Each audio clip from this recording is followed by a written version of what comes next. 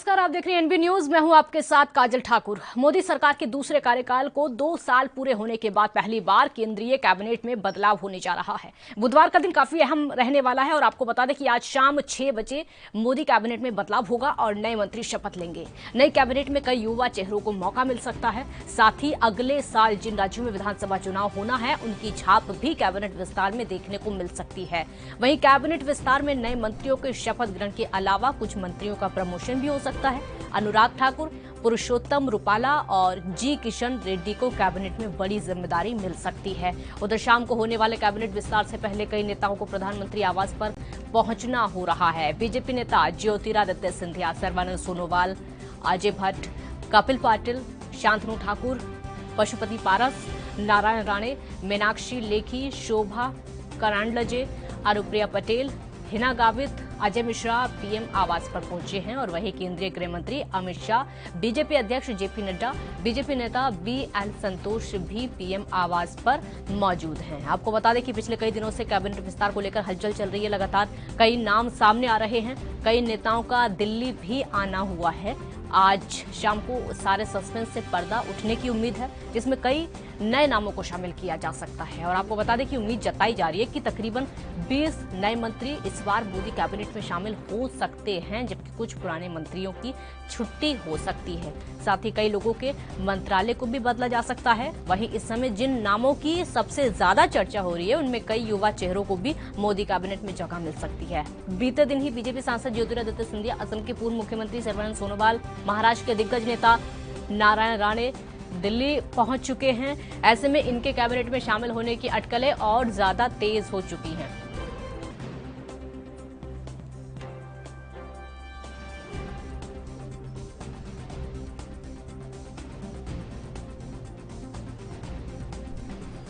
देखिए, अभी स्पेकुलेशन की बात अलग है, लेकिन यह जो पूरी जो रीशफल की बातें, ये प्रधानमंत्री का प्रेरोगेटिव है।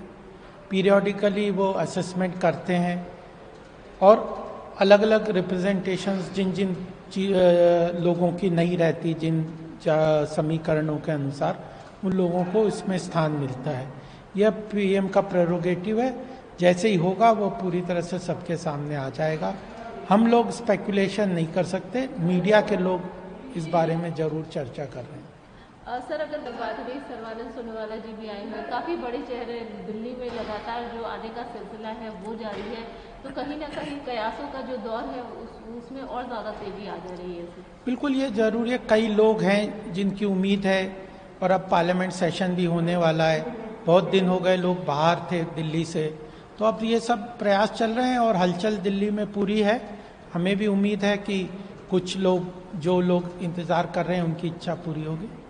मतलब हम भी ये उम्मीद कर सकते हैं कि कैबिनेट रिशफल जल्द ही होने वाला है। नहीं, ये बात प्रेरोगेटिव है, लेकिन जिस तरह से चर्चा चल रही है, जिस तरह से समीकरण जो हो रहे हैं, असेसमेंट का सरकार ने किया है, तो हो सकता है। लेकिन अल्टीमेटली प्रधानमंत्री जी कब तय करेंगे, डेट कब करेंगे, यह बात सबके सामने प्रधानमंत्री जी ही बता सकते हैं।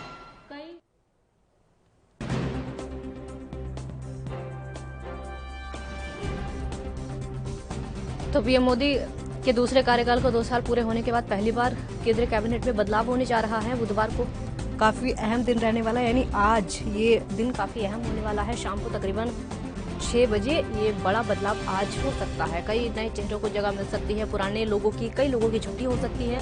युवा चेहरों को भी शामिल किया जा सकता है। तो काफी सोच समझकर ये कैबिनेट विस्तार मोदी सरकार के दूसरे कार्यकाल के 2 साल पूरे होने पर किया जा रहा है। इसको लेकर लगातार बैठकों का दौर चल रहा है, लगातार मीटिंग का भी दौर चल रहा है। अनुराग ठाकुर का प्रमोशन संभव है, क्योंकि राज्य वित्त मंत्री तो वो हैं ही, अब उनका प्रमोशन संभव है। कुछ ना कुछ और बड़ी जिम्मेदारी मिल सकती है। कई ऐसे मंत्री हैं जिनको बड़ी जिम्मेदारियां दी जा सकती हैं। कैबिनेट विस्तार को लेकर लगातार खबरें निकलकर सामने आ रही हैं और कई लोग ऐसे हैं जो कि, कई बड़े चेहरे ऐसे हैं जो कि दिल्ली पहुंच चुके हैं। उनके कैबिनेट में शामिल होने की चर्चाएं और ज्यादा तेज हो जाती हैं इस बात को लेकर कि वो दिल्ली पहुंच चुके हैं। कई राज्यों में इलेक्शन होने हैं, उसको लेकर बड़े बदलाव हो सकते हैं उन राज्यों के नेताओं के बीच में।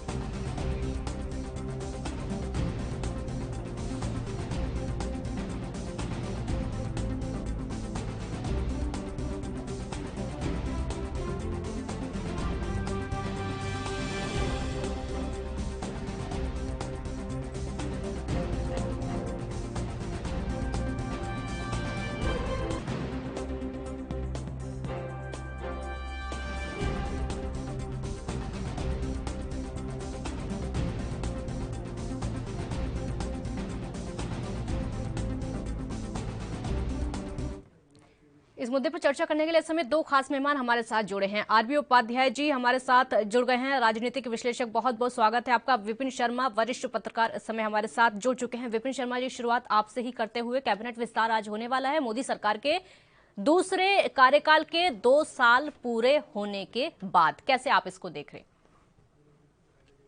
अनिल जी, आज जो बुधवार है वो बहुत अहमियत रखता है और जिसे अंग्रेजी में कहते हैं गेम चेंजिंग बुधवार ये साबित हो सकता है, क्योंकि प्रधानमंत्री मोदी के दूसरे कार्यकाल का ये पहला कैबिनेट विस्तार होगा और यहाँ पर कई जो फैक्टर्स को मद्देनजर करते हुए ये विस्तार होगा कि उसमें 3 मुख्य जो बातें बोली जा रही हैं कि एक जातीय समीकरण, कास्ट इक्वेशन, दूसरी विनेबिलिटी फैक्टर कि आप विनेबिलिटी कितने जिन नेताओं को, जिन युवाओं नेताओं को खास तौर पे जो मौका दिया जा रहा है कि आप कैबिनेट में आए, काउंसिल में आए, तो उनकी वो कितनी चुनाव, क्योंकि अभी कई राज्यों में चुनाव होने हैं और तो वो सेमीफाइनल की तरह होगा। अगर उत्तर प्रदेश का चुनाव देखें आप अगले साल का 2022 का, तो वहां पर ऐसे नेताओं को जब अगर मौका मिलता है और उनको काउंसिल में शामिल करा जाता है मंत्रिमंडल में, तो वहां पर वो उनकी कितना वो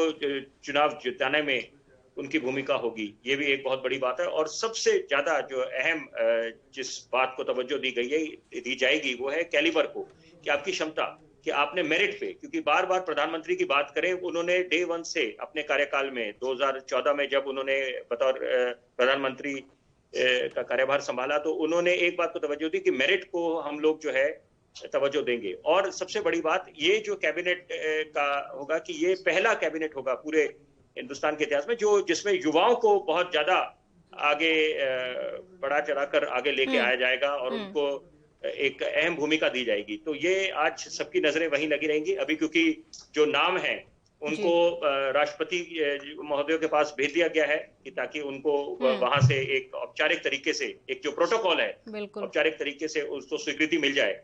तो यहाँ पर अब बस चंद ही घंटे रह गए हैं कि जब चंद ही पलों में तो कुछ नाम औपचारिक हो जाएंगे जिस तरह से। और सबसे बड़ी बात मैं बोलना चाहूंगा काजल जी कि जो 4 जो पूर्व जो मुख्यमंत्री हैं उनको काउंसिल में शामिल करने की बात चल रही है और जिस तरह से एक जो इक्वेशन बनाने की बात हुई है कि आपने डॉक्टरों को, लॉयर्स को, टेक्नोक्रेट्स को, इंजीनियर्स को, सिविल सर्वेंट्स को, तो ये बिल्कुल दर्शाता है कि ये जो कैबिनेट होगा वो डूअर्स का होगा, कि वो जो करने की क्षमता दिखाते हैं और जिनका एक बिल्कुल ट्रैक रिकॉर्ड बढ़िया रहा है। तो सारे जातीय समीकरण को भी आपने मद्देनजर रख लिया, आपने विनेबिलिटी फैक्टर को भी मद्देनजर रख लिया और सबसे बड़ी बात है कैलिबर, मेरिट, क्योंकि मेरिट की ही बात हमेशा प्रधानमंत्री करते आए हैं। तो अब वो जब करने का वक्त आया है तो उसमें क्या तस्वीर सामने आएगी वो अभी चंद पलों में हमारे सामने हो जाएगी। बिल्कुल बिल्कुल। आरबी उपाध्याय जी, बहुत लोग हैं जो कि कंफ्यूज भी हैं और इस चीज को बारीकी से समझना चाहते हैं कि इस विस्तार के मायने आखिरकार क्या हैं, क्योंकि बारीकी से समझना हर कोई चाहता है इस चीज को। देखिए काजल, 5 राज्यों में इलेक्शन, इस तरह जो हालात हैं, चाहे आर्थिक के ऊपर हो, किसानों का असंतोष है, बहुत सारी समस्याएं मुंह आए खड़ी। ऐसे में 5 राज्यों के इलेक्शन में जाना है तो किस तरीके से 5 राज्यों में इलेक्शन लड़ा जाए, सारी कवायद उसी के हिस्से अगर आप कैलकुलेट करेंगे देखने को मिलेगी। चाहे उत्तर प्रदेश से अनुप्रिया पटेल, आप देखेंगे एक एक नाम अगर गिना जाए तो उनका अपना एक राजनीतिक अनुभव है। और उत्तर प्रदेश में इलेक्शन है तो कुर्मी वोट बैंक बहुत बड़ा वोट बैंक है, तो जातीय समीकरण है उनको साधने की कोशिश की जाएगी जिससे कि आगामी इलेक्शन में फायदा मिल सके। दूसरा, नए चेहरों को मौका देने का। देखिए, युवा और जो तजुर्बेकार हैं दोनों का कॉकटेल मंत्रिमंडल में देखने को मिलेगा कि युवाओं को मौका मिलेगा तो वो तजुर्बेकार है उनके तजुर्बे का वैल्यू दिखाएंगे और देश आगे बढ़ेगा। इस विजन के साथ भी इस मंत्रिमंडल विस्तार को देखा जाना चाहिए। और मंत्रिमंडल विस्तार देखिए अधिकार क्षेत्र है माननीय प्रधानमंत्री का, और जिस तरीके से 27-28 पद खाली हैं, पीछे कोरोना काल रहा, इलेक्शन चलते रहे और नहीं भरे जा सके, तो इस समय मौका है, कोरोना से भी थोड़ा सा राहत है, तो बिल्कुल जो खाली पद है वो भरे जाने चाहिए, जिससे एक गति मिले। आप देखेंगे कि जो एक गति होनी चाहिए, हाँ। यानी जो डिलीवरी होनी चाहिए वो डिलीवरी नहीं है, और इसीलिए एक नया मंत्रालय भी खोलने के लिए भी प्रपोज है, जो ये मॉनिटरिंग करेगा कि भाई फाइनेंस मिनिस्ट्री ने जो काम किए, जो भी घोषणाएं हुई, वो इम्प्लीमेंट कितनी।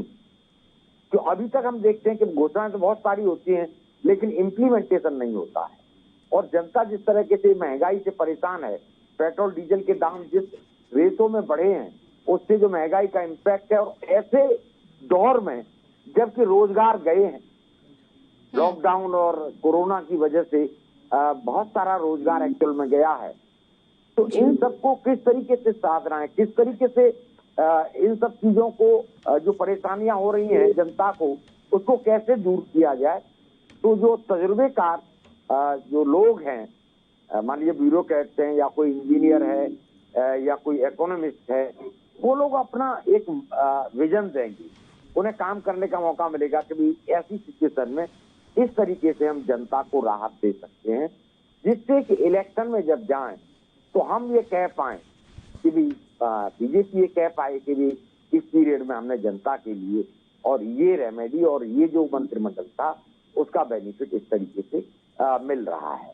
ऐसी उम्मीद जनता को भी है, क्योंकि जनता हमेशा जब भी परेशान होती है तो जो भी पॉपुलर नेता होते हैं उनकी तरफ देखती है। तो माननीय प्रधानमंत्री से बहुत सारी आशाएं हैं, और इलेक्शन उन्हीं के फेस पर लड़ा गया है। लोगों ने वोट जो किया है, जो मैंडेट दिया है, माननीय प्रधानमंत्री के चेहरे पर दिया है, तो उनकी जिम्मेदारी और ज्यादा बढ़ जाती है ऐसे समय में। कोरोना काल में जब अर्थव्यवस्था बिल्कुल जर्जर हो चुकी है, सरकारों के आप देखेंगे हालात भी बहुत अच्छे नहीं है, जीएसटी का कलेक्शन कम है, थर्ड वेव आने को है, उधर चाइना, पाकिस्तान, ये सब भी बॉर्डर पर आप देख रहे हैं कि भी चुनौतियां सामने हैं। तो गंभीर चुनौतियों का सामना किस तरीके से किया जाए, वो एक संतुलन बनाने की कोशिश शायद इस मंत्रिमंडल में देखने को मिलेगी। और फिर इसका जब आकलन के लिए मंत्रालय बन जाएगा तो सभी मिनिस्टर्स पर एक दबाव रहेगा क्रियान्वयन का। जी जी जी बिल्कुल, क्योंकि वो आकलन होगा कि भी आपको मिनिस्ट्री में इतने दिन हो गए, आपने क्या किया, जनता को उससे क्या राहत मिली, तो वो एक जरूरत है। और शायद उस मंत्रालय का गठन की घोषणा हो और कोई मंत्री अपॉइंट हो जी, तो मैं समझता हूँ एक मॉनिटरिंग हो जाएगी जी, जो मॉनिटरिंग अति आवश्यक है। बिल्कुल देखने को मिला कोरोना काल में जिस तरीके से फेलियर रहा, आपने देखा होगा, न बेड थे, न ऑक्सीजन, और फिर नदियों में लाशें तैर रही थी, उस तरह की सिचुएशन दोबारा ना आए। जी बिल्कुल, उस तरह की सिचुएशन बिल्कुल दोबारा ना, संतुलन की कोशिश। विपिन शर्मा जी, सवाल अब यह है कि अगर वही पुराने चेहरे होते, क्योंकि अब कहा यह भी जा रहा है कि कुछ पुराने चेहरों की छुट्टी हो सकती है, अगर वही चेहरे रहते तो आने वाले जो इलेक्शन है, खासकर जिन राज्यों में इलेक्शन होंगे, क्या उनमें नुकसान हो सकता था? क्या उसको देखते हुए ये बदलाव किया जा रहा है? निश्चित बात है। देखिए, अभी सूत्रों के हवाले से जो कुछ खबर आ रही है उड़ती उड़ती, वो ये आ रही है कि यहाँ पर 2 वरिष्ठ मंत्रियों को उनको ये बोला जा सकता है कि आप अपना बोरी बिस्तरा बांध लो, और यहाँ पर और वो जो खबर आ रही है ऐसी कि जो एक ही राज्य से हैं, तो यहाँ पर ये बिल्कुल दर्शाता है कि परफॉर्मेंस को तवज्जो मिलेगी। जो डिलीवरेंस, जिन्होंने डिलीवर करा है, जिन्होंने करके दिखाया है, जो उनसे अपेक्षा करी गई थी, उन्हीं को आपको रोकूंगी इस वक्त की ब्रेकिंग न्यूज एक बता देते हैं। कैबिनेट विस्तार को लेकर बड़ी खबर सामने आ रही है। शाम को 6 बजे विस्तार होना है। मोदी कैबिनेट विस्तार से पहले हलचल तेज लगातार होती जा रही है देश की राजधानी में। मंत्रिमंडल विस्तार से पहले सूत्रों ने बड़ी जानकारी दी है विस्तार को लेकर, मंत्रिमंडल विस्तार को लेकर बड़ी जानकारी। सांसद देवोश्री चौधरी की मंत्रिमंडल से छुट्टी होगी, ये सूत्रों के हवाले से खबर सामने आ रही है। पीएम मोदी ने देवोश्री चौधरी का इस्तीफा भी मांग लिया है, ये बड़ी जानकारी। पहले से ही कहा जा रहा था कि कई मंत्रियों की छुट्टी हो सकती है। शिक्षा मंत्री रमेश पोखरियाल निशंक की भी छुट्टी हो सकती है। मंत्रिमंडल विस्तार से पहले ये 2 मंत्रियों के छुट्टी होने की बड़ी जानकारी निकलकर सामने आ रही है। 2 मंत्रियों की छुट्टी हो सकती है। एक तो शिक्षा मंत्री रमेश पोखरियाल निशंक, सूत्रों के हवाले से से खबरें सामने आ रही कि उनकी छुट्टी हो सकती है। देबुश्री चौधरी ये बड़ी मंत्री हैं, इनकी भी छुट्टी हो सकती है, ऐसी खबरें निकलकर सामने आ रही क्योंकि लगातार इस बात के कयास लगाए जा रहे थे। एक छोटे से ब्रेक के लिए आप रुकेंगे, जल्द हाजिर होंगे।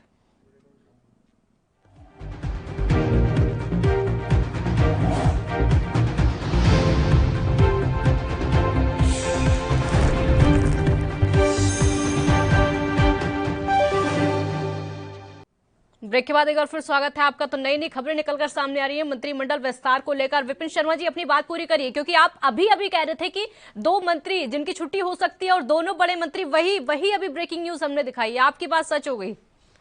देखिए बिल्कुल वही वाली बात है कि यहाँ पर देखिए भविष्यवाणी करने का तो वक्त नहीं है, लेकिन यहाँ पर ये एक हम लोग तो अटकलें लगा सकते हैं, अनुमान लगा सकते हैं। और यहाँ पर अगर आपने एक अच्छा संदेश देना है, मैं बिल्कुल वरिष्ठ पत्रकार अभी जो विश्लेषक आरबी उपाध्याय साहब हैं, उन्होंने बिल्कुल बात सही रखी। मैं बिल्कुल उनकी बात से इत्तेफाक रखता हूं कि यहाँ पर उन्हीं को तवज्जो मिलेगी कि जो क्योंकि चुनौतियों का भरमार है और प्रधानमंत्री को भी ऐसा संदेश देना है जनता को, एक आम आदमी को, कि यहाँ पर हम लोग परफॉर्मेंस को और जिन लोगों ने काम करे सिर्फ उन्हीं को जगह मिलेगी कैबिनेट में, काउंसिल ऑफ इस मंत्रिमंडल विस्तार में। तो यहाँ पर वही वाली बात है कि जिनके काम से प्रधानमंत्री खुश नहीं होंगे, तो वहां पर उनको अलविदा कहने का वक्त आ गया है और उसमें कोई दो राय होनी भी नहीं चाहिए और किसी तरह का वाद विवाद। और सबसे बड़ी बात है कि यहाँ पर एक अच्छी जो खबर सामने आ रही है कि यहाँ पर 5 मंत्रियों को जगह मिल सकती है जो नॉर्थ ईस्ट से आते हैं। तो ये बहुत अच्छी बात है, क्योंकि जैसे चीन अपनी चुनौती बना के बैठा हुआ है, तो बार बार बात चलती है कि हम लोग जो ये 8 नॉर्थ ईस्ट के स्टेट्स हैं, 7 सिस्टर स्टेट्स बोलते हैं और एक माउंटेन स्टेट ऑफ सिक्किम बोलते हैं। तो यहाँ पर जो 8 ये हैं, इनको अगर हम हिंदुस्तान की जो कथा लिखते हैं, हम बोलते हैं कि हमने हिंदुस्तान को एक बिल्कुल सुपर नेशन बनाना है, सुपर पावर बनाना है, तो जब तक ये इंटीग्रेशन नहीं होगा नॉर्थ ईस्ट स्टेट्स का, सिर्फ महज बोलने से काम नहीं चलने वाला। तो उनको अब जब रिप्रेजेंटेशन मिलती है तो ये मुझे लगता है बहुत अच्छी पहल होगी। और बड़ी एक अहम बात बोलना चाहता हूं इस चर्चा में, डोनर मिनिस्ट्री के पास अपना एक फंड होता है, लेकिन वो इतने हम समय से देखते हैं कि वो फंड अनयूटिलाइज रहता है, उसका सदुपयोग होता नहीं है। तो वहां पर भी एक श्वेत पत्र लाने की आवश्यकता है। और दूसरी बात कि यहाँ पर सही मामले में आपने इंफ्रास्ट्रक्चर डेवलपमेंट के काम हुए हैं, वहां पर शुरुआत हो चुकी है। लेकिन अब जो अगर 5 मंत्री वहां से आते हैं नॉर्थ ईस्ट राज्यों से, तो ये बहुत अच्छी बात होगी, अच्छा संदेश जाएगा। और दूसरी बात ये कि जैसे अरविंद सावंत जो शिवसेना के सांसद थे और हरसिमरत कौर बादल, उन्होंने अपना इस्तीफा दे दिया, तो वो भी जगह रिक्त है, खाली है। तो ये बहुत अच्छी बात है। और यहाँ पर महिलाओं को सशक्त करने की जो बात प्रधानमंत्री करते हैं, उनकी सरकार की एक मंशा रही है, तो वो अगर उनको ज्यादा इस मंत्रिमंडल विस्तार में जगह मिलती है महिलाओं को, जो बिल्कुल उम्मीद जताई जा रही है, तो वो बहुत अच्छा संदेश जाएगा। बिल्कुल 2 नामों की बात हो रही थी विपिन जी 2 नाम अभी हमने बताए हैं, जो कि ब्रेकिंग हमारी टीवी स्क्रीन पर दिख भी रही है। आप अभी जो बता रहे थे 2 नाम, क्या यही थे या फिर आप कुछ और सोच रहे थे? देखिए हम लोग तो सिर्फ अटकलें लगा सकते हैं, जो खबर आई थी जी बिल्कुल, और आपकी खबर में बिल्कुल दम है। हाँ। और मैं इत्तेफाक रखूंगा यहाँ हाँ। पर। और अभी तो क्योंकि कुछ और भी खुलासे होंगे, बिल्कुल, क्योंकि अभी कुछ पलों में और भी हमारे सामने खबरें आएंगी यहाँ हाँ। पर। और अभी यही उम्मीद लगाई जाएगी कि क्योंकि ये जो देखिए, एक तो किसान आंदोलन जो चल रहा है और वो हर गुजरते दिन से और उग्र हो रहा है, तो वो थमने का नाम नहीं लेता। तो वो भी अंतर्राष्ट्रीय पटल पे देश की छवि कोई अच्छा नहीं करता, वो देश की छवि धूमिल होती है। और रही बात चीन की या कोरोना की, तो ये सरकार की देन नहीं है कि यहाँ पर आप ये देखें कि हमारी कूटनीति में बदलाव आया है। और अब वो दिन भी दूर नहीं कि चीन से निपटने के लिए हमने उनकी भाषा में जवाब देना शुरू कर दिया है। ये 2021 की हिंदुस्तानी सेना है, उनको एक बिल्कुल आजादी है कि अपने तरीके से वो वहां पर एलएसी पे अपने निर्णय लें, और वहां पर सरकार का दखलंदाजी नहीं है। वो अलग बात है कि कॉन्फिडेंस में लेके सरकार को डिफेंस रक्षा मंत्रालय के साथ आपस में तालमेल बना के बैठते हैं। लेकिन यहाँ पर हमारी कूटनीति में बदलाव आने वाला है कि हम लोग खुल के, कि एक तो जिस तरह से हमने उनके ऐप्स पे प्रतिबंध लगाया और स्वदेशी को तवज्जो मिल रही है, मेक इन इंडिया को, और सबसे बड़ी बात यह है कि जिनजियांग, तिब्बत, ताइवान, हांगकांग को हम लोग खुल के अब समर्थन दे रहे हैं, ताकि चीन को भी। और कोरोना किसी की देन नहीं है, अंतरराष्ट्रीय पटल पे अब ये अपेक्षा करी जा रही है कि जो हमारे डॉक्टर हर्षवर्धन साहब हैं, वो एग्जीक्यूटिव बोर्ड के चेयरमैन हैं, तो यहाँ पर कुछ सख्त से सख्त प्रतिबंध लगाए जाएं सैंक्शन लगाए जाए चीन के खिलाफ, कि ताकि जो जिस तरह से वो अपना बोलबाला जमा रहा है, और अब तो लोगों को समझ आ गया कि एक षड्यंत्र है, ये गैर रासायनिक युद्ध उन्होंने करने की कोशिश करी थी। और जब उनके शहर से ये कोरोना निकला वायरस, वुहान शहर से, तो अब उसके बाद ये WHO पे अपना कब्जा जमाना चाहते हैं, इंटरपोल पे कब्जा जमाना चाहते हैं। तो वहां पर अब ये नया हिंदुस्तान है, और ये जो आज एक नई सुबह का आगाज होगा, नई पहल होगी, कि अगर ये जब औपचारिक तरीके से घोषणाएं हो जाएंगी कि कौन कौन इस नए मंत्री होंगे और कैसे सरकार आगे और मजबूत होगी, और एक आम आदमी की जो सपने हैं उनको पूरे करेंगे, और हिंदुस्तान को और मजबूत बनाएंगे अंतर्राष्ट्रीय पटल पे। बिल्कुल बिल्कुल। उपाध्याय जी, छुट्टी की बात यहाँ पर हो रही थी कि कुछ मंत्रियों की छुट्टी हो सकती है, लेकिन खबरें ये भी चल रही है कि प्रमोशन संभव है। कुछ ऐसे मंत्री भी हैं, चाहे उसमें अनुराग ठाकुर का नाम हो या फिर कुछ और भी लोग हो, प्रमोशन भी संभव है आज। होना चाहिए। हाँ, मैं तो ये कहूंगा, जैसे बच्चा पढ़ता है, हर साल उसका एक एग्जाम होता है, इवेल्युएट किया जाता है उसको। बिल्कुल। तो जो भी संवैधानिक पदों पर बैठे, हाँ, चाहे वो मिनिस्टर हैं, चाहे वो IAS है, चाहे वो IPS है, सबके कार्य का आकलन होना और उस पर फैसले लिए जाते जी।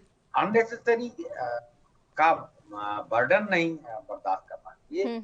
क्या आप मिनिस्टर हैं और आपका अचीवमेंट भी नहीं है, आपका डिपार्टमेंट काम नहीं कर रहा है, काम नहीं कर रही है, तो ऐसे लोगों को बदला जाना चाहिए और नए लोगों को। तो इस कड़ी में ही शायद जो नया मंत्रालय है वो जल्द काम शुरू करेगा, ऐसी मैं उम्मीद करता हूँ। और देखिए, फिर मैं उसी बात पर आऊंगा। अब देखिए, 5 राज्यों के जो इलेक्शन है, उत्तर प्रदेश एक ऐसा राज्य है जहां से केंद्र का रास्ता बनता है, यानी जो पार्टी वहां सत्ता में होती है, कहते हैं ना, केंद्र का रास्ता उत्तर प्रदेश से होकर निकलता है। बहुत 80 सीट के करीब वहां लोकसभा की सीटें हैं। कितना प्रतिनिधित्व मिलता है उत्तर प्रदेश को, ये देखने वाले।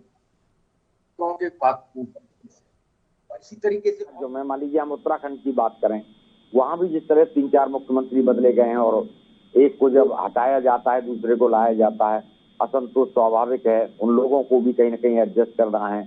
दूसरा, उत्तर प्रदेश में सहयोगी दल थे भैया, चाहे वो अपना दल है या दूसरे हैं। ओम प्रकाश राजभर छोड़कर जा चुके हैं, तो राजभर जो जाति का जो वोट बैंक है उसे किस तरीके से साधना है, तो वो बहुत सारे कैलकुलेशन होंगे। एक ही कैलकुलेशन नहीं होगा कि हम एक एंगल से देखें। ये मंत्रिमंडल विस्तार कई एंगल से देखा जाएगा और इसकी उपलब्धियों को भी गिना जाएगा कि भी किस तरीके से काम सरकार आगे, रोडमैप क्या है सरकार का, किस तरीके सरकार आगे बढ़ेगी, जिन लोगों को हटाया गया है उनकी जगह जिनको लाया जाएगा, उनके सामने टारगेट क्या होगा, क्या अचीवमेंट होंगे। जो इस समय जो स्थिति है, बड़ी विषम परिस्थितियां। मैं फिर ये कहूंगा, हम माने या न माने, लेकिन जनता भी समझ रही है उस चीज को कि परिस्थितियां विषम है। कोरोना महामारी जब से आई है, तब से जिस तरीके से अर्थव्यवस्था का लॉकडाउन हो गया या जो डाउनफॉल आ रहा है, उसको सुधार की जरूरत है। इमीडिएट रोजगार की जरूरत है, नकदी लोगों की जेब में जाए, जिससे कि मार्केट का जो पहिया है वो घूमे, अर्थव्यवस्था को गति मिले।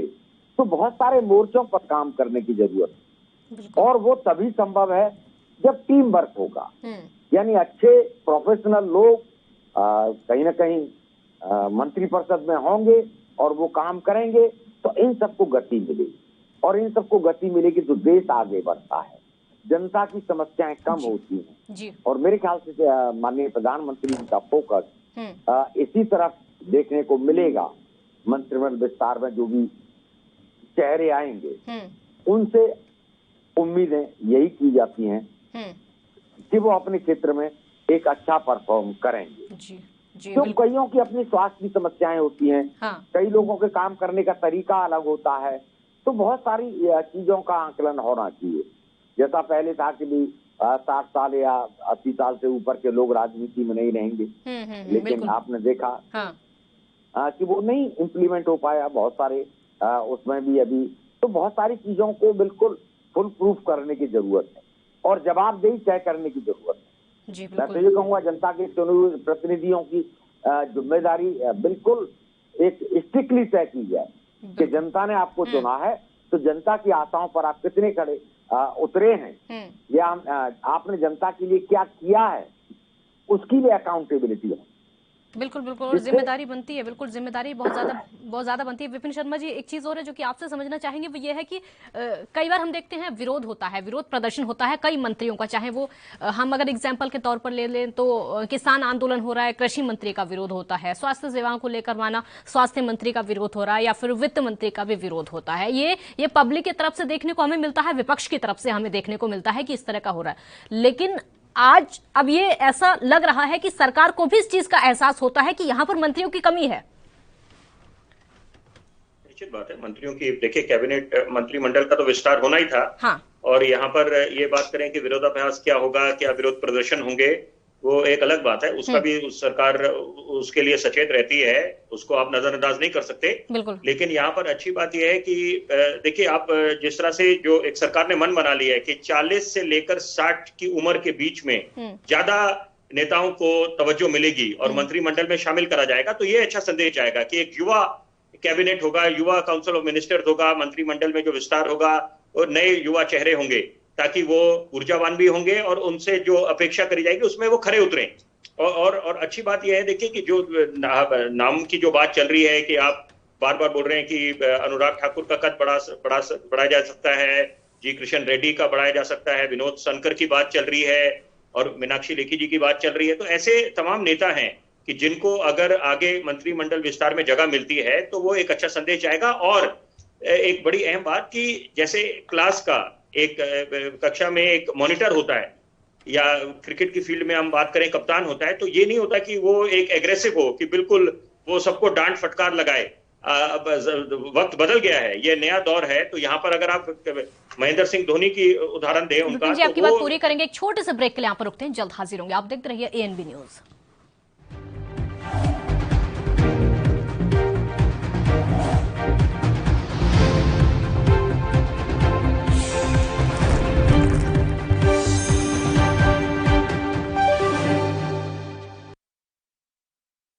ब्रेक के बाद एक बार फिर स्वागत है आपका। इस वक्त की बड़ी खबर आपको बता देते हैं, कैबिनेट विस्तार को लेकर ब्रेकिंग न्यूज आपके टीवी स्क्रीन पर। मोदी कैबिनेट विस्तार से पहले इस्तीफों का दौर शुरू हो चुका है। ये देखिए इस्तीफों का दौर शुरू। मंत्री संतोष गंगवार ने अपना इस्तीफा सौंप दिया है। केंद्रीय मंत्री अपना इस्तीफा सौंप चुके हैं, मतलब विस्तार अभी हुआ नहीं है और इस्तीफों का दौर शुरू हो चुका है। गंगवार ने अपनी बढ़ती उम्र का हवाला दिया है। शिक्षा मंत्री रमेश पोखरियाल निशंक ने भी अपना इस्तीफा सौंप दिया है। अभी तक सिर्फ खबरें ये थी कि इनकी छुट्टी हो सकती है, लेकिन अब मंत्री खुद अपना इस्तीफा सौंप रहे हैं। निशंक ने स्वास्थ्य कारणों का अपना हवाला दे दिया है। भले ही पीछे के कारण कुछ और हो, लेकिन यहाँ पर कहीं पर उम्र का हवाला दिया गया है तो कहीं पर स्वास्थ्य कारणों का हवाला दिया गया है। इस वक्त की बड़ी खबर, मोदी कैबिनेट विस्तार को लेकर जो इस्तीफे हैं, जो रिजाइन है, उनका दौर अब शुरू हो चुका है। ब्रेक के बाद एक बार फिर स्वागत है आपका। तो बड़ी खबर आप देख रहे थे, जहां कैबिनेट विस्तार को लेकर चर्चाएं अभी तक चल रही थी, लेकिन अब यह है कि इस्तीफों का दौर शुरू हो चुका है। इस्तीफे पहले ही शुरू हो चुके हैं, विस्तार अभी तक हुआ नहीं है, लेकिन मंत्री अपना इस्तीफा सौंप रहे हैं। हालांकि पीछे इसकी राजनीति कुछ भी हो सकती है। विपिन जी अपनी बात पूरी करिए, क्योंकि हम यही बात अभी इस्तीफे वाली बात कर रहे थे कि मंत्री इस्तीफा दे सकते हैं, मंत्रियों की छुट्टी हो सकती है, लेकिन अब पीछे की राजनीति क्या है उसका नहीं पता चल रहा है। इस्तीफा देना शुरू हो चुका है। ये बहुत अच्छा संदेश जाता है काजल जी कि जब आप एक ग्रेसफुल एग्जिट करते हैं, चाहे आप जो भी उसका हवाला दें, आप बोलें कि उम्र का, सेहत का, जो भी है, कि संतोष गंगवार ने बोला, और उसके बाद आपने देवश्री चौधरी की बात करी, रमेश पोखरियाल की बात करी, तो यह अच्छी बात है कि जो आपने जो कुछ मंत्रियों ने अगर अच्छी उपलब्धियां उनकी हुई हैं तो उनको मौका मिलना चाहिए, और जो किसी कारणवश नहीं कर पाए, जो उनसे काम की अपेक्षा थी, तो वो अच्छे तरीके से अगर इस्तीफा देते हैं तो अच्छा होता है। ना कि ये वो क्या संदेश जाता है कि उनके आके समर्थक आके विरोध प्रदर्शन करें। तो ये खासतौर पर हम कोरोना काल में हमने जी के देखा है। आने ये वक्त बहुत बड़ा गवाह बनेगा कि जैसे हम BCAD बोलते हैं, बिफोर क्राइस्ट और आफ्टर डेथ, उसका हवाला देते हैं, तो आने वाले वक्त में हम बोला करेंगे बिफोर पैंडेमिक और आफ्टर पैंडेमिक की सदी की जो सबसे बड़ी महामारी आई कोरोना में। जब अभी जो उपाध्याय साहब जिक्र कर रहे थे कि लाशों के अंबार लग गए, कब्रिस्तानों में, शमशान घाटों में जगह नहीं थी, वहां पर इंतजार करना पड़ा, तो चुनौतियों का भरमार है। तो ऐसे, और GDP के आंकड़े धरातल पे आए हुए हैं। ये जग जाहिर है, किसी से छुपा नहीं है। तो यहाँ पर जब देश को भी उभारना है कोरोना काल से, अर्थव्यवस्था को भी पटरी पे लेके आना है, तो आप ऐसे नेताओं को मौका दें कि जो बिल्कुल आपकी उम्मीदों पे खरे उतरे और साथ में जनता को एक अच्छा संदेश है कि हाँ, अब देश को मौका मिलेगा। और जैसे कहावत भी है, डू और डाई, और परफॉर्म करने का वक्त है कि आप इस समय, क्योंकि देश को अगर उभारना है, अर्थव्यवस्था को भी पटरी पे लेके आना है और अंतर्राष्ट्रीय पटल पे भी एक अच्छा संदेश देना है कि पूरे विश्व को कि ये नया हिंदुस्तान है और यहाँ पर हम लोग करने में विश्वास करते हैं, सिर्फ बोलने में नहीं है बात चलेगी। और अभी क्योंकि देखिए, एक हिंदुस्तान के पास, बड़ी अहम बात बोलूंगा कि हिंदुस्तान के पास एक सुनहरा अवसर है कि हम लोग वही दौर को दोबारा ले गए जब हिंदुस्तान को सोने की चिड़िया कहा जाता था, $1 $1 का हुआ करता था।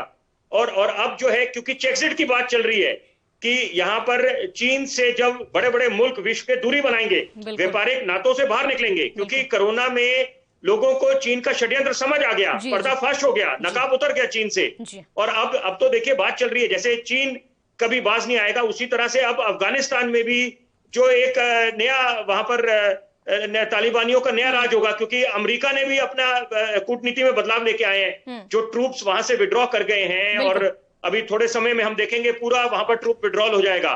तो वो बिल्कुल दर्शाता है कि इस समय बड़े बड़े सुपर पावर है अमेरिका, उसने भी समय की पुकार को देखते हुए, समय की मांग को देखते हुए अपनी कूटनीति में बदलाव लेके आए हैं। वो अलग बात है, अंतर्राष्ट्रीय पटल पे उनका मजाक उड़ा है इस समय की क्या करा था, उनको क्या हासिल हुआ इतने सालों से, जो उन्होंने अपनी फौज वहां पर बिठा के रखी, ट्रूप्स डिप्लॉयमेंट हुई अफगानिस्तान में, तो क्या हुआ, अब फिर वही हाल हो गया, बैक टू स्क्वायर वन कि तालिबान के उनका पूरा कब्जा हो जाएगा वहां पर। लेकिन यहाँ पर समय के हिसाब से यथास्थिति नहीं रह सकती, समय के हिसाब से आपको बदलाव लाना पड़ेगा, फ्लेक्सिबल अप्रोच रखनी पड़ेगी। बिल्कुल, और जरूरी भी है, बिल्कुल जरूरी भी है। उपाध्याय जी, आपका लास्ट रिएक्शन होगा, जिस तरीके से बदलाव की खबरें सामने आ रही है, इस्तीफों का दौर भी शुरू हो चुका है, पीछे कोई भी इसके राजनीति हो, हवाला कहीं पर उम्र का दिया जा रहा है या फिर स्वास्थ्य कारणों का दिया जा रहा हो, भले इसके कारण कुछ और हो सकते हैं, लेकिन पब्लिक के सामने ये है। क्या इसके बाद कोई बगावत हो सकती है या फिर बागियों का दौर भी देखने को मिल सकता है? ऐसा कुछ हो सकता है या फिर नहीं,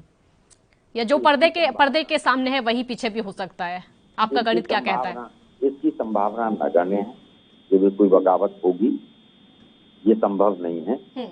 और एक अच्छा संदेश जनता के बीच में जाएगा जी, एक मैसेज जाएगा कि भी उन्होंने काम नहीं किया इसलिए उनको हटा दिया, चाहे वो स्वास्थ्य का कारण दें, चाहे वो बीमारी का कारण दें, लेकिन अच्छा मैसेज, एक अच्छा संकेत जनता के बीच में बिल्कुल जाएगा।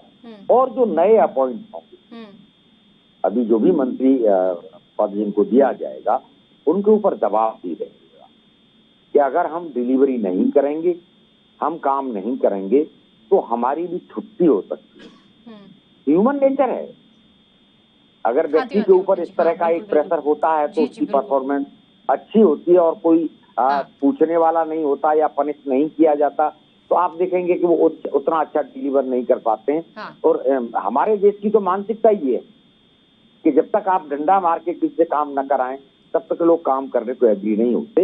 अदरवाइज ये नहीं था, माननीय प्रधानमंत्री जी की सारी योजनाएं, चाहे वो गांव गोद लेने की हो, चाहे स्मार्ट सिटी की हो, चाहे बुलेट ट्रेन की हो, चाहे वो स्वच्छ भारत अभियान हो, चाहे महिला, लेकिन नारी सशक्तिकरण, मतलब योजनाएं सारी यूनिक थी, लेकिन क्रियान्वयन कौन करेगा?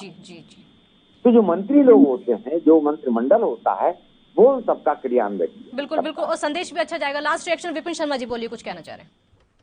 क्योंकि विरोध की बात करी कि क्या विरोध प्रदर्शन देखने को मिलेंगे, लेकिन देखिए वो जब टिकट का बंटवारा होता है कि आप चुनाव होते हैं, वहां पर आपके उम्मीदवार को जब टिकट नहीं मिलता तो वहां पर विरोध देखा जाता है। लेकिन ये अलग है स्थिति यहाँ पर कि जो मंत्री में शामिल थे, इतने मंत्रिमंडल में शामिल थे, उसके बाद अगर उनको हटाने की बात चल रही है तो निश्चित बात है कुछ ना कुछ उनके काम में कमी रही होगी।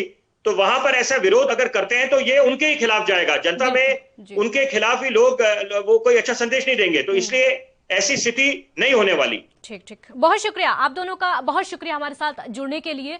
तो आज जो विस्तार होने वाला है उसमें कुछ नेताओं का प्रमोशन हो सकता है, कुछ मंत्रियों का प्रमोशन हो सकता है और कुछ मंत्रियों की छुट्टी हो सकती है। हालांकि इस्तीफों का दौर शुरू हो गया है, मंत्री अपना अपना इस्तीफा दे रहे हैं। उनको खुद को लग रहा है कि कमियां हमारे काम में रही हैं, काम में बदलाव की बहुत ज्यादा जरूरत है और ये एक अच्छा संदेश जाएगा देश भर में कि अगर जिस मंत्री का विरोध हो रहा है वो मंत्री अपने आप इस्तीफा दे रहे हैं, यानी उनको अपनी गलती का एहसास हो रहा है और सरकार अगर कोई बदलाव करने जा रही है तो सरकार को भी यहाँ पर एहसास हो रहा है कि वो काम नहीं हो पाए हैं, वो काम धरातल पर नहीं उतर पाए हैं, जिनके बड़े बड़े वादे किए गए थे, जिनके दावे किए गए थे, वो पब्लिक को पसंद नहीं आए हैं। ये एक अच्छा संदेश देश के लिए तो है ही, क्योंकि बदलाव किया जा रहा है।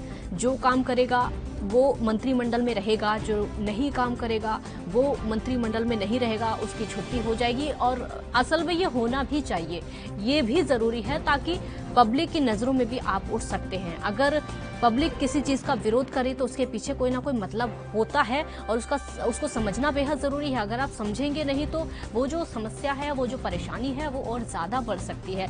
कई नए चेहरे हैं जिनको आज जगह दी जा सकती है, क्योंकि उन चेहरों को देखकर लगता है, उनके काम को देखकर लगता है, उनका जो अब तक का राजनीतिक करियर है उसको देखकर लगता है कि शायद वो इस जिम्मेदारी को संभाल सकते हैं, वो शायद इस जिम्मेदारी को और आगे बढ़ा सकते हैं। अगर किसी के प्रमोशन की बात सामने आ रही, किसी मंत्री का प्रमोशन करना है तो उसको भी यही लगता है कि इनका प्रमोशन होना चाहिए, क्योंकि इनके काम इस तरीके के हैं। अगर काम अच्छे किए हैं तो जाहिर सी बात है पब्लिक की उम्मीदें और ज्यादा बढ़ जाती हैं। अगर उन उम्मीदों पर आप खरा उतरते हैं तो आगे और भी मौका मिल सकता है। लेकिन विरोध के बाद भी अगर आप कोई चेंजेस नहीं करते हैं, कोई बदलाव नहीं करते हैं, तो ये दिक्कत सरकार के लिए भी खड़ी हो जाएगी, पब्लिक के लिए भी, क्योंकि पब्लिक ने जो वोट दिए हैं उनको उसके बदले में वो रिजल्ट नहीं मिल पा रहा है जो कि चाहिए। तो जाहिर सी बात है विरोध होता रहेगा, देश भर में सरकार की छवि खराब होगी। आज विस्तार होना है मोदी सरकार पार्ट 2 के 2 साल पूरे होने पर।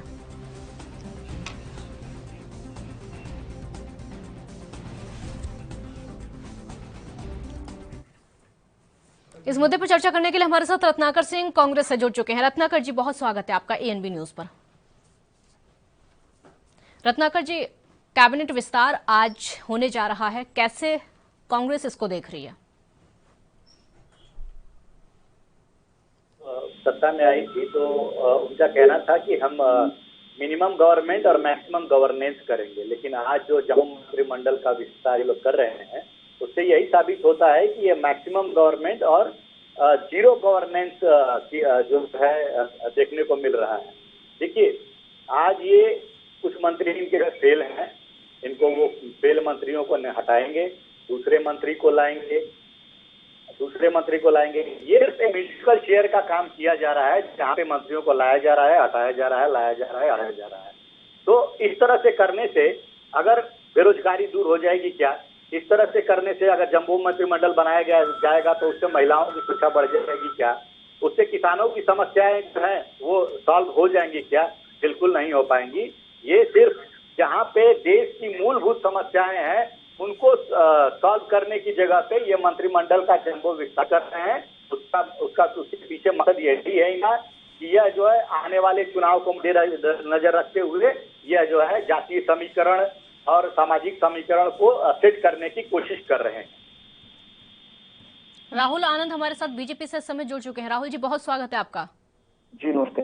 राहुल जी, बड़ा विस्तार आज होने वाला है, बड़ा बदलाव आज होने वाला है। हालांकि चेहरों के कुछ चेहरे ऐसे हैं जिनकी छुट्टी आज हो रही है और इस्तीफों का दौर भी शुरू हो चुका है। 2 मंत्री अब तक इस्तीफा भी दे चुके हैं। कांग्रेस का कहना है कि आपके मंत्री फेल रहे। देखिए, सबसे अहम बात यह है काजल जी कि विपक्ष का काम है आरोप लगाना, लेकिन वो आरोप लगाते वक्त तथ्यों से दूर हो जाते हैं। मैं आपको बताना चाहूंगा कि प्रधानमंत्री जी के कैबिनेट में प्रधानमंत्री जी को विशेष अधिकार होता है अपने साथ उन नेताओं को चुनने का जो उनके साथ मंत्री बन सकते हैं, सबसे पहली बात। दूसरी बात यह है कि जिस प्रकार से कोरोना का जो संकट आया था हमारे ऊपर, तो कोरोना के संकट की वजह से जो हमें रफ्तार होनी चाहिए था हमारे देश की विकास की, वो रफ्तार में थोड़ी ब्रेक लगी। और तीसरी बात ये आई कि कुछ मंत्री हमारे ऐसे हैं जिसके पास 3-3, 4-4 विभाग का दायित्व है। तो 2 साल तो हमने गवाया महामारी को लेकर। जो तय सीमा जो बचा है उसमें काम को पूरी करने के लिए ये मंत्रिमंडल का गठन आवश्यक है और विस्तार की बातें हैं। और जो विपक्ष ने जो हम पे आरोप लगाए हैं कि मंत्री फेल हो गए, मंत्री कभी फेल नहीं होते हैं। संगठन और सरकार के अंदर जब भी कोई मंत्री बनते हैं या कोई संगठन का किसी को दायित्व मिलता है तो उसका निर्णय संगठन करता है और उसके कामों को मानना पड़ता है। वो कोई छोटी या कोई बड़ी बात नहीं होती है। नहीं, इतना तो मानते फिर राहुल जी इतना तो मानते कि मंत्रियों की कमियां रही हैं काम करने में, इसीलिए उनको हटाया जा रहा है ना, इसलिए उनकी छुट्टी हो रही है ना, कमियां रही हैं तभी तो। नहीं काजल जी, मैं अपनी स्कूप में नहीं देखता हूँ, ये विपक्ष की बोली है जो आपको उन्होंने समझाया है, लेकिन मैं इस विस्तार को एक नहीं, विपक्ष की बोली नहीं है। जो इस समय हो रहा है मैं वो बता रही हूँ। अगर मंत्री इस्तीफा दे रहे हैं, उनकी छुट्टी हो रही है, तो काम में कमी होगी कि नहीं होगी, पहले ये बताइए। देखिए, छुट्टी होने का मतलब तो कोई ना कोई होगा ना। मैं आ रहा हूँ, मैं आपके बातों पे आ रहा हूँ। देखिए, सबसे अहम बात यह बनती है काजल जी कि किसी भी कार्य को करने की जो समय सीमा निर्धारित की है, अगर आप उसमें सफल नहीं होते हैं तो जाहिर सी बात है कि प्रधानमंत्री जी को यह निर्णय लेने में वो सक्षम है कि उनको आगे का काम कैसे कराना है। क्योंकि जो सेनापति होता है तो सेनापति के कंधों पे किसी भी चीजों का जब बोझ होता है या उस लड़ाई को फतेह करनी होती है तो वो अपने हिसाब से सैनिकों की तैनाती करते हैं। ये एक अहम बात है। दूसरी बात यह है कि मैंने आपको एक चीज और बोला कि जो विभाग, जैसे कि आप लेके चले, हमारे सीनियर लीडर हैं रविशंकर प्रसाद जी, उनके पास 4 विभाग हैं। तो 4 विभाग का जो दायित्व है और जो तेजी होनी चाहिए वो तेजी वो नहीं हो पाएगी। एक तो उनके ऊपर खुद का दबाव है और विभाग का दबाव है, तो उसका अगर निष्पादन किया जाएगा तो कार्यों को करने में आसानी होगी। और जो नए चेहरों को मंत्रिमंडल में डाला जा रहा है तो वो काबिलियत तारीफ है। और समाज के अंदर या कोई माला भी हम पहनते हैं तो वो 108 दाने का जो माला हम पहनते हैं तो उसको पिरो कर पहनते हैं। ठीक उसी प्रकार से मंत्रिमंडल को भी देखा जाए, प्रधानमंत्री जी के मंत्रिमंडल को, तो सारे सामाजिक समीकरण को और सारे लोगों को मिलाकर, मतलब जो बात मैं कह रही हूँ आप उसको नहीं मानेंगे, जो बात मैंने कही आप उस चीज को मानने को तैयार नहीं है। मैं उस पर बिल्कुल नहीं मानूंगा, क्योंकि सबका साथ सबका विकास का जो हमारा वादा है वो हम करते आए हैं। और प्रधानमंत्री जी पे कभी भी किसी प्रकार के कोई आरोप नहीं लगे, ना ही हमारे मंत्री पे। अगर हमारे कोई मंत्री उस दायित्व तो फिर जरूरत क्यों पड़ी? तो फिर बदलाव की, अगर ऐसा कुछ नहीं है तो बदलाव की जरूरत क्यों पड़ी? नहीं होना चाहिए था। इलेक्शन है, इलेक्शन तो इन चेहरों में भी हो जाते। नहीं, बदलाव की आवश्यकता क्या पड़ी? बदलाव समय की मांग के हिसाब से है। मैंने आपको अपने प्रारंभिक संबोधन में काजल जी एक बहुत स्पष्टता के साथ बोली कि जो विभाग है, जो एक मंत्री के पास 3-3, 4-4 विभाग है, वो उनका देना आवश्यक है। और दूसरी बात ये है कि जो रफ्तार होनी चाहिए, अगर वो कोई मंत्री नहीं करते हैं तो माननीय नरेंद्र मोदी। ठीक है रत्नाकर जी अब वो कह रहे हैं कि अब वो कह रहे हैं कि ये मजबूरी नहीं, समय की मांग है। देखिए, समय की मांग है। मैं आपको एक चीज बता देना चाह रहा हूँ कि यह सरकार जो है एक सिद्धांत पे चल रही है। हम दो में कौन है? माननीय मोदी जी हैं और अमित शाह जी हैं। और हमारे दो के लिए यह सरकार चल रही है, अडानी और अंबानी के लिए। तो हम दो सरकार पूरी तरह से चला रही है, बाकी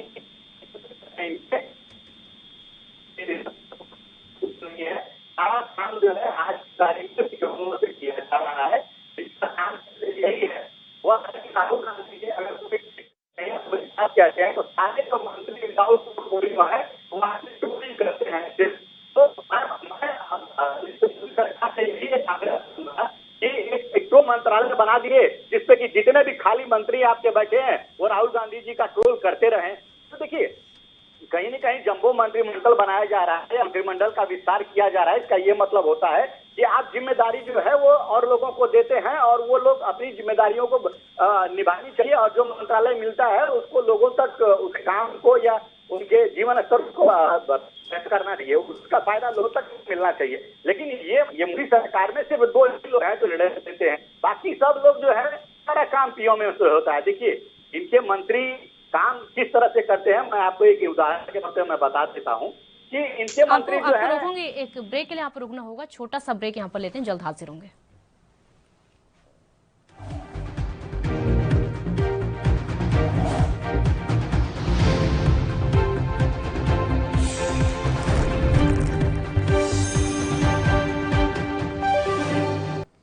ब्रेक के बाद एक बार फिर स्वागत है आपका।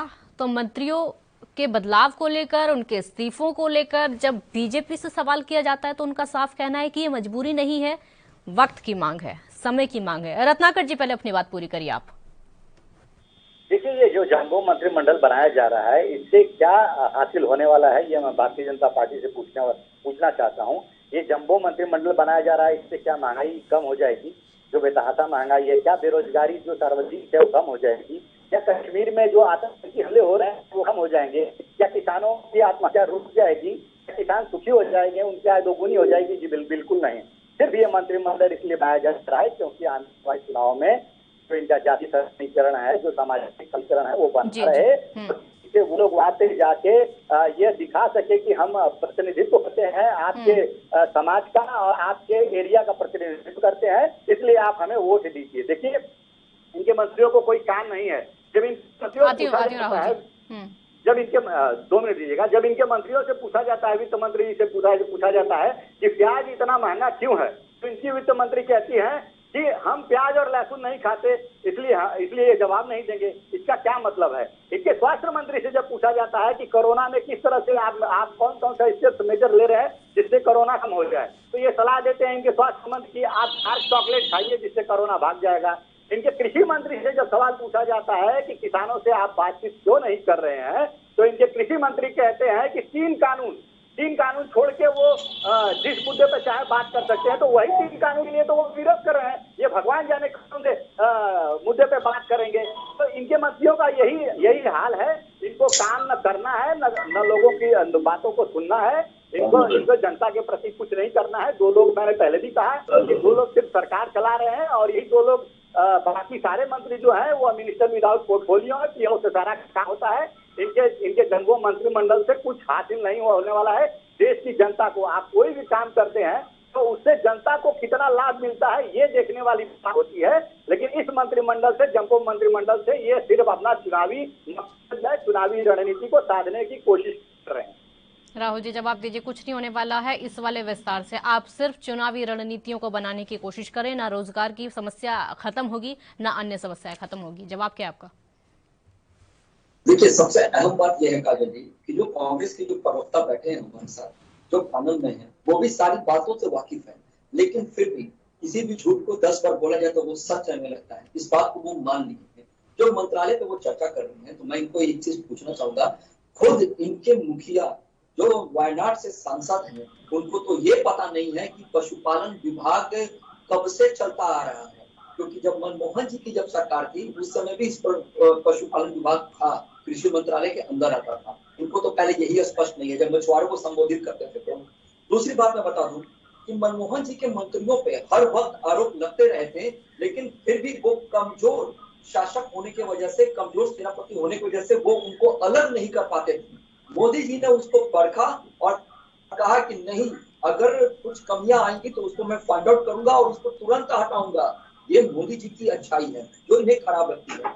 तीसरी बात, ये जो बात कर रहे हैं कश्मीर को लेकर, किसान को लेकर, कोरोना पे या अन्य किसी मुद्दों पे, तो मैं आपको बता दूं कि कश्मीर का जो जब गृह मंत्रालय, जब उनका सरदार वल्लभ भाई पटेल के पास था, तो उस समय ही उन्होंने आश्वासन दिया था और कहा भी था, विरोध भी किया था कि 370 नहीं लगना चाहिए, इसको हटाना चाहिए, लेकिन कांग्रेस ने लगाया। हाँ। चलो उसको छोड़े, फिर बात कर लेते हैं किसानों की बातों में। किसान की बातों के जो मुद्दा की जहां तक बात है, तो कांग्रेस ने अपने मैनिफेस्टो में बताइए, जो इलेक्शन, राहुल जी जो इलेक्शन आने वाले हैं, 5 राज्यों में इलेक्शन आने वाले हैं, क्या ये जो विस्तार है इससे इलेक्शन को साधना मतलब नहीं है?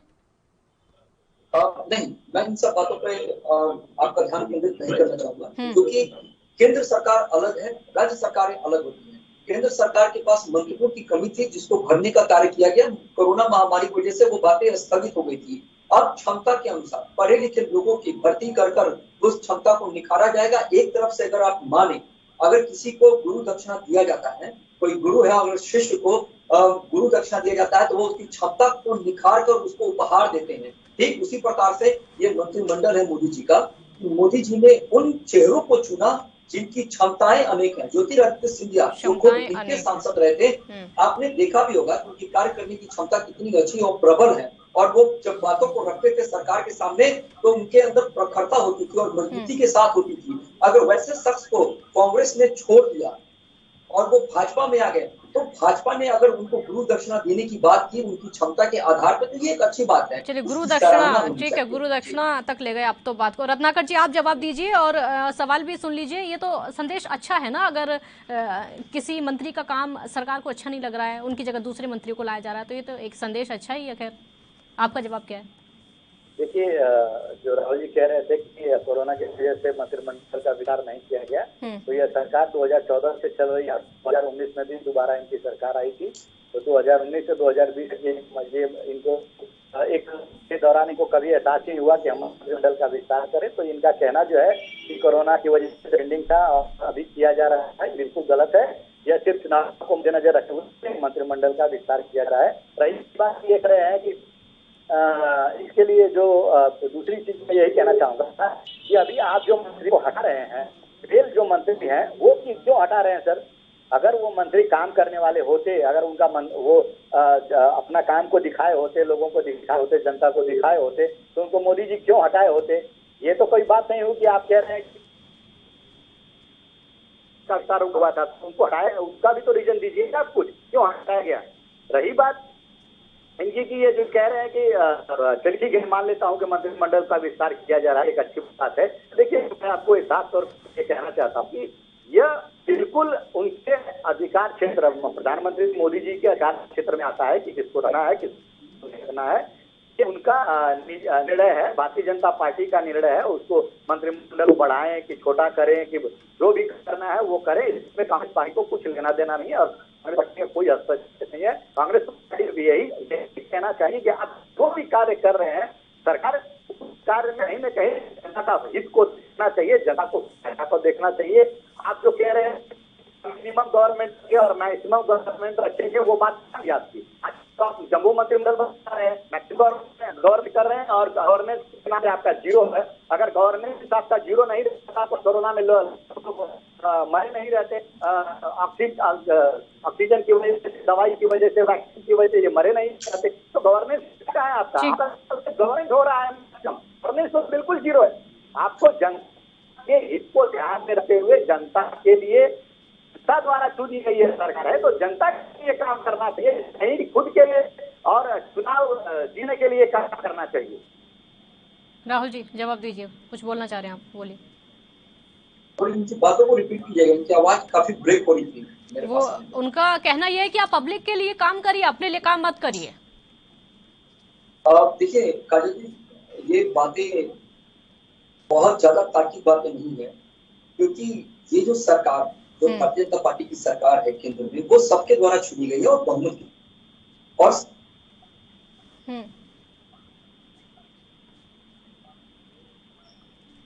जो ये बात करते हैं, जो डीबीटी की जो परंपरा है, जो किसानों के अकाउंट में जो पैसे जाते हैं या अन्य सब्सिडी जाते हैं, डायरेक्ट किसानों के अकाउंट में जाते हैं, तो इससे ये जरूर साफ होता है कि जो धनराशि है जिसपे हमारे देश की जनता का अधिकार है, वो उनको प्राप्त हो रहा है, पहली बात।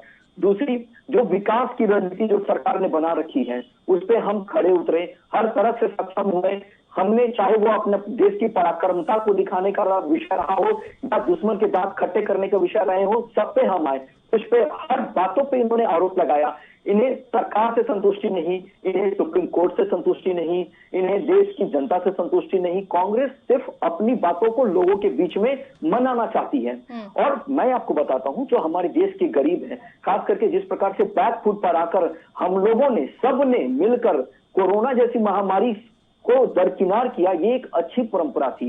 इस पे सबका साथ था और सबका विकास भी दिखा। हाँ, मैं इस चीज को जरूर मानता हूं। परंपरा क्या, जिम्मेदारी थी ना, वो तो परंपरा कैसे आप बोल सकते हो, वो तो जिम्मेदारी थी। अगर सरकार है तो सरकार की जिम्मेदारी है ना पब्लिक को बचाना, इलाज करना। मैं परंपरा पे आपको बताना चाहूंगा कि जब जिन राज्यों में गैर भाजपा शासित प्रदेश है, उन राज्यों की भी तत्परता रही थी सरकार के साथ मिलकर कदम से कदम बढ़ाने की।